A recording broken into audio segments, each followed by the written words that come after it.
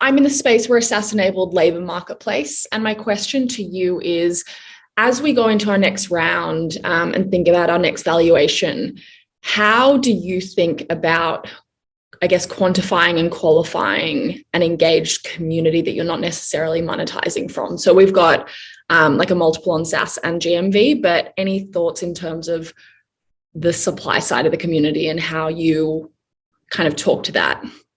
Yeah, well, I think the good news is that there has been a long history of companies where settlement. So there's kind of two flavors of this, right? So one is where the settlement of the actual transactions does not happen inside the marketplace, but you can kind of like estimate it. So like a good example in New York is a company called Good Dog, which is all about pet adoption.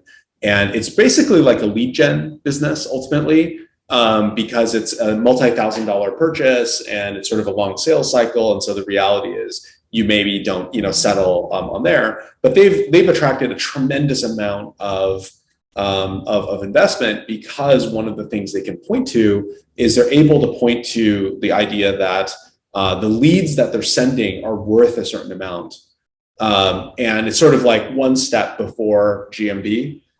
Is sort of like a qualified interest, like dollars amount. I have a company that we recently invested in that's called Stonks that does the same thing. It's basically like a demo day product. You can basically run demo days on it, but you can't settle on the platform right now. You can't invest in the company on the platform. But what it does is you can say, well, I want to invest 100K, and then it'll connect you off platform. And then they can count that, so that's one flavor of kind of like off-platform transactions. The other version as well is, I think one of the pieces of good news is that when you look at a product like Pinterest, for example, that's a product that has a lot of fundamental user engagement. They look and feel like a social network. It's sort of a monthly actives, kind of based, product. But at the same time, that it's at least mid-funnel in the purchase cycle.